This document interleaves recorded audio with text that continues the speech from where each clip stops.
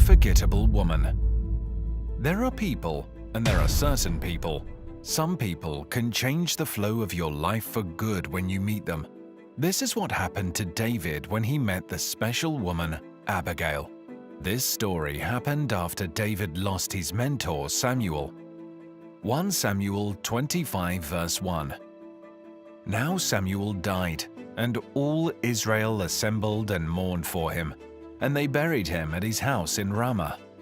Then David left and went down to the wilderness of Paran. 1 Samuel 25 verses 2 to 3, Amplified Bible. Now there was a man in Maon, whose business and possessions were in Carmel, and the man was very rich.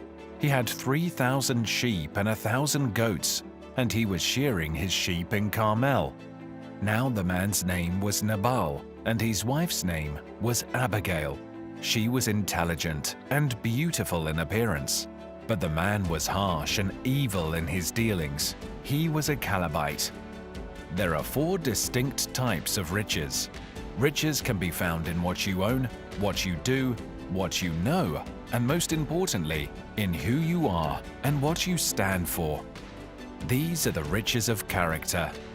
Nabal was tremendously rich, but his wealth was only measured by the things he owned, and he had the lowest kind of riches. This was the harvest time for a sheep rancher. Because it was a season of ingathering, sheep shearing was a time of lavish hospitality towards others. The shearing of sheep was historically commemorated with a feast, and there was more than enough food for everyone. The name of the man was Nabal. This indicates his low character because the name Nabal means fool. In ancient Israel, names were often connected with a person's character. We don't know if Nabal was given this name or earned it, but he certainly lived up to it. In contrast to her husband, Abigail, Nabal's spouse, possessed both stunning good looks and profound insight. The Bible gives Abigail great praise when it says she is beautiful, because the only women with this Hebrew phrase applied to them are Rachel and Esther. How could a man like Nabal have ever gotten with a woman like this? 1 Samuel 25 verses 4 to 9, Amplified Bible. David heard in the wilderness that Nabal was shearing his sheep. So David sent 10 young men, and David said to the young men, "Go up to Carmel, and go to Nabal, and greet him in my name. And this is what you shall say: Have a long life. Peace be to you, and peace to your house, and peace to all that you have. Now I have heard that you have shearers. Now your shepherds have been with us, and we have not harmed them, nor were they missing anything all the time they were in Carmel. Ask your young men, and they will tell you. Therefore let my young men find favor in your sight, and be well treated, for we have come on a good festive day.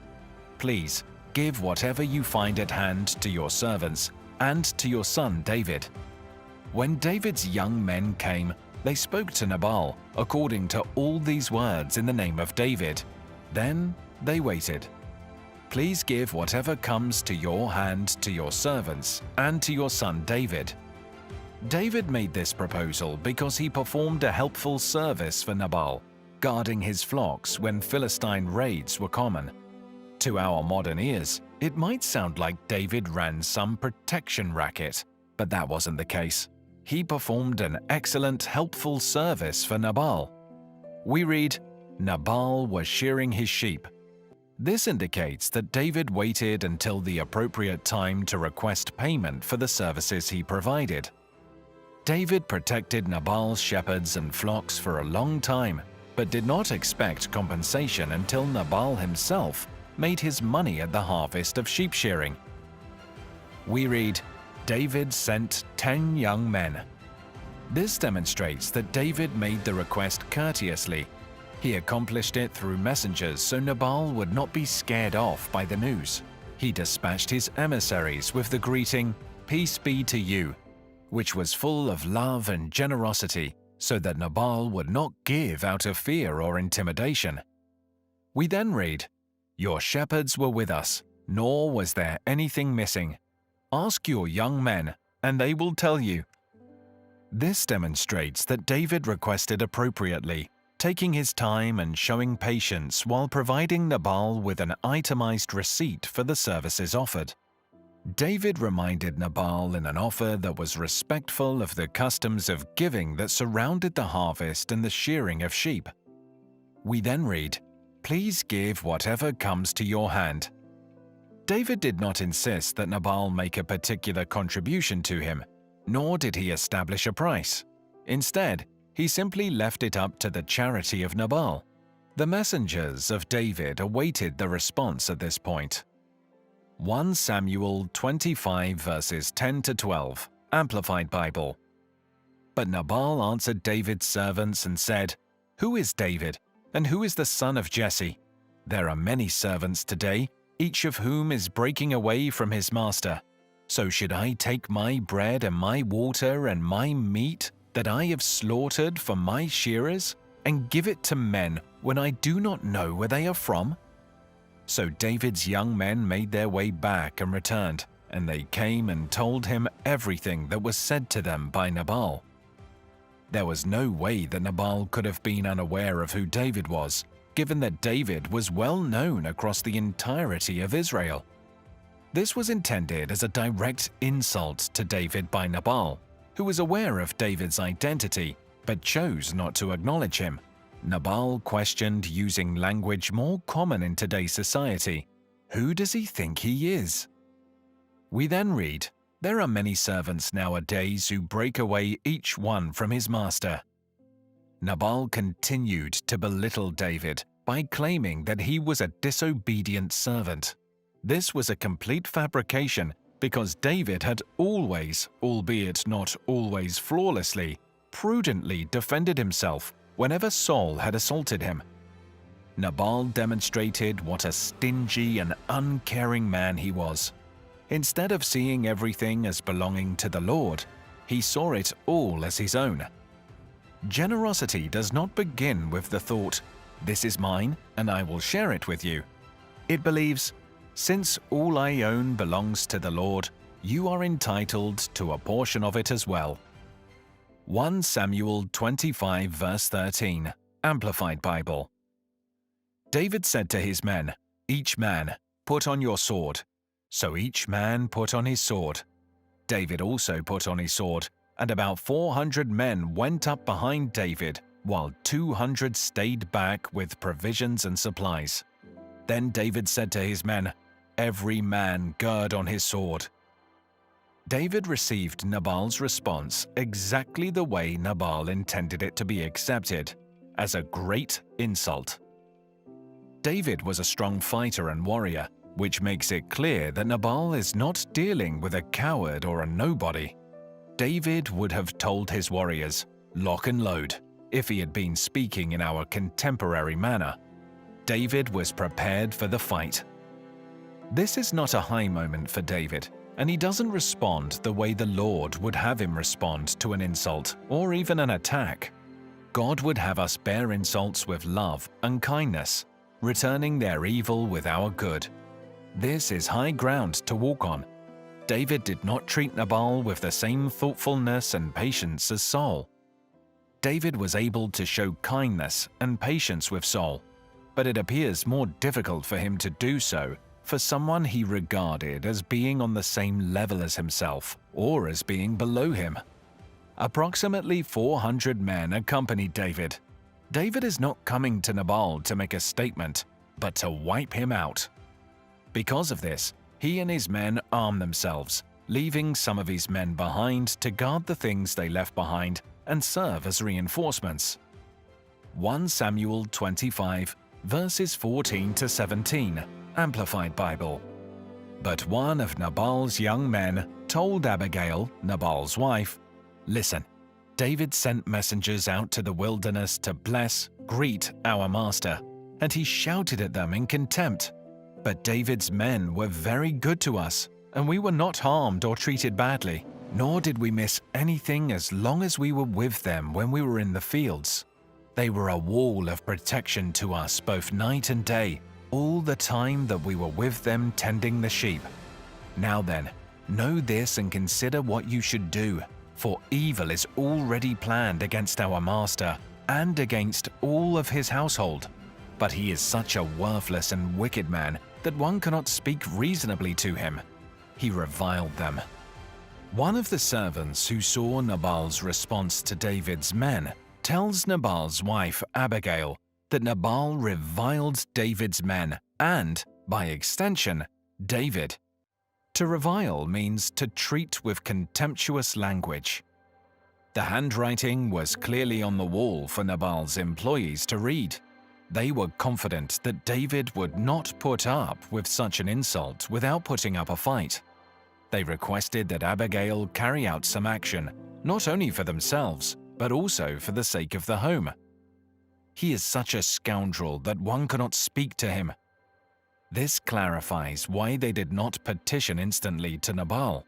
The book of Proverbs had not yet been written, and they still knew the truth of Proverbs 17 verse 12. Let a man meet a bear robbed of her cubs, rather than a fool in his folly. Thus they made this life or death appeal to Abigail. 1 Samuel 25 verses 18 to 20, Amplified Bible. Then Abigail hurried and took 200 loaves of bread, 2 jugs of wine, 5 sheep already prepared for roasting, 5 measures of roasted grain, 100 clusters of raisins, and 200 cakes of figs, and loaded them on donkeys. She said to her young men, servants, "Go on ahead of me. Behold, I am coming after you." But she did not tell her husband Nabal. It happened that as she was riding on her donkey and coming down by way of the hidden part of the mountain, that suddenly David and his men were coming down toward her, and she met them. We read, Abigail moved fast. This was a wise and discerning lady, aware that time was of the matter and that something needed to be done as quickly as possible. She therefore made the necessary preparations. Abigail carried out the actions that Nabal ought to have carried out, but did not carry out. The fact that Abigail could harvest such a large quantity of food in such a short amount of time demonstrates how wealthy Nabal was. If there was already so much food available, then Nabal's unkind response to David is even more disappointing. 1 Samuel 25 verses 21 to 22. Now David had said, "Surely in vain I have protected and guarded all that this man has in the wilderness, so that nothing was missing of all that belonged to him, and he has repaid me evil for good.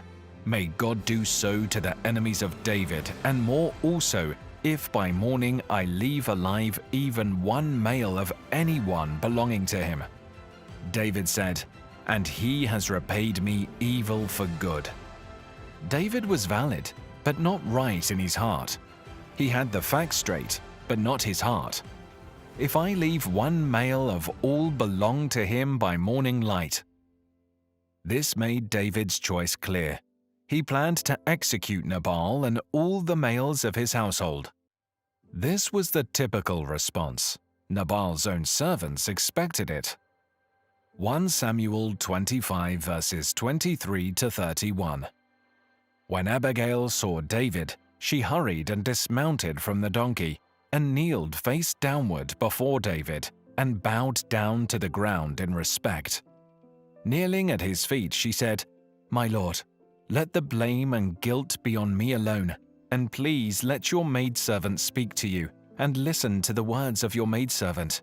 Please do not let my lord pay attention to this worthless man Nabal, for as his name is, so is he.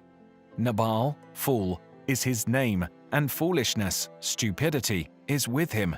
But I, your maidservant, did not see my lord's young men whom you sent. So now, my lord, as the Lord lives, and as your soul lives, since the Lord has prevented you from shedding blood and from avenging yourself by your own hand, now then let your enemies and those who seek to do evil to my lord be as self-destructive as Nabal. Now this gift which your maidservant has brought my lord, let it be given to the young men who accompany and follow my lord. Please forgive the transgression of your maidservant, for the Lord will certainly make my lord a secure and enduring house, because my lord is fighting the battles of the Lord, and evil will not be found in you all your days. Should anyone rise up to pursue you and to seek your life, then the life of my lord will be bound in the precious bundle of the living with the Lord your God. But the lives of your enemies, those he will hurl out as from the center of a sling. And it will happen when the Lord does for my lord according to all the good that he has promised concerning you, and appoints you ruler over Israel, that this incident will not cause grief or bring a troubled conscience to my lord, both by having shed blood without cause, and by my lord having avenged himself. When the Lord deals well with my lord, then remember with favor your maidservant." Abigail was able to stay hidden from David until the very moment that they came face to face, because the landscape was mountainous, and she was able to descend the hill while remaining hidden. It would appear that Abigail was the one who first spotted David, and when David saw her for the first time, she bowed before him while leading a vast train of presents and sustenance. David was in an anxious and irritated mood when suddenly, out of nowhere, a large procession of gifts came toward him, and a lovely woman bowed down before him at the head of that procession. This caused David and his entire company to come to an immediate stop. David was bound to have a startled reaction to this. She dismounted quickly from the donkey, fell on her face before David, and bowed down to the ground. Abigail presented her case in the most subdued manner possible. She did not come to David as a superior. Instead, she came to David in the position of his lowly servant. In this appeal, Abigail did a lot of things really correctly, and that helped her case. As soon as she was made aware of the emergency, she did not waste any time in taking action. Then Abigail made haste. She was aware that this was a time-sensitive scenario, and as a result, she acted quickly. Abigail instantly planned the blame for David's predicament on herself when she addressed him for the first time, saying, "On me, my lord, on me, let this sin be." She gave respect to David, which Nabal did not. Instead of taking the initiative to lead the conversation herself, Abigail first inquired about permission to speak. In her appeal to David, Abigail deftly conveyed the favorable conclusion she was hoping for. She worded it in a way that almost inadvertently led David toward the result she had in mind. Abigail presented David with a gift, but she was astute enough to tell him that the gift was intended for the young men who followed David, and not for David himself.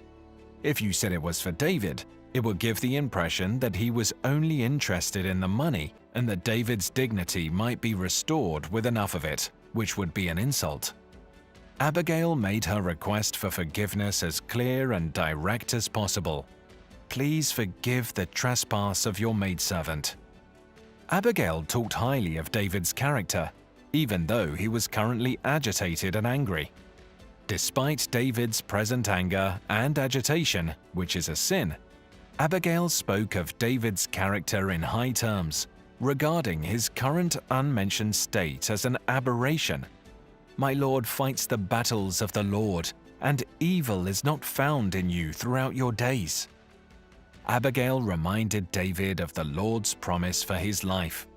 "The Lord will certainly make for my lord an enduring house." She guided David to look beyond the immediate disturbing circumstances to the more considerable promise of God. Abigail cautioned David not to act in a way that he would come to regret after fulfilling God's word, that this will be no anguish to you, that you will have spilt blood without cause. She advised David to examine the outcome of his current route and how horrible it would be, which was a good move on Abigail's part, and this is perhaps the single best thing that Abigail said. She pleaded with him to release the problem into the hands of the Lord rather than exacting his own form of retribution. Abigail also did some things wrong in her appeal to David.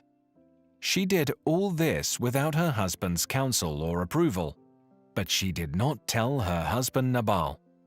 She openly and severely criticized her husband to David.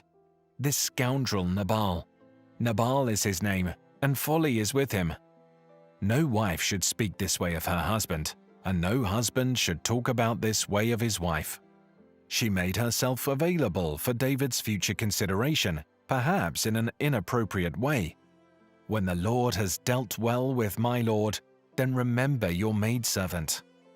The life of my Lord shall be bound in your bundle of the living with the Lord your God, and the lives of your enemies he shall sling out, as from the pocket of a sling.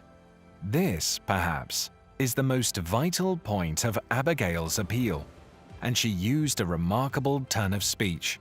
She said, "David, you are like a bundle that the Lord holds closely and securely to himself. Your enemies are like rocks that the Lord will sling away." This invites David to act like a man who is close to the Lord. David needed 400 men to accomplish something that God could do as quickly as throwing a stone out of a sling. This reminded David of a time when he really did trust God for victory, when he cast a stone out of a sling and killed Goliath. Through her wise words, Abigail turned David's attention from Nabal back to the Lord. Abigail's appeal to David was so glorious because it lifted him up instead of beating him down. Abigail emphasized David's glorious calling, destiny, and overall integrity. She simply asked him to consider whether his actions were in keeping with his future and integrity. 1 Samuel 25, verses 32 to 35, Amplified Bible. David said to Abigail, "Blessed be the Lord, the God of Israel, who sent you to meet me this day. And blessed be your discretion and discernment. And blessed be you, who has kept me from bloodshed this day, and from avenging myself by my own hand. Nevertheless, as the Lord, the God of Israel lives, who has prevented me from harming you, if you had not come quickly to meet me, most certainly by the morning light, there would not have been left to Nabal so much as one male." So David accepted what she had brought to him, and said to her, "Go up to your house in peace. See, I have listened to you, and have granted your request." Through her bold, quick, and wise appeal, David was on a sinful course, and Abigail stopped him from sinning. He knew God spoke to him through Abigail, who sent you this day. David is taught a good lesson. Our hurt feelings never justify disobedience.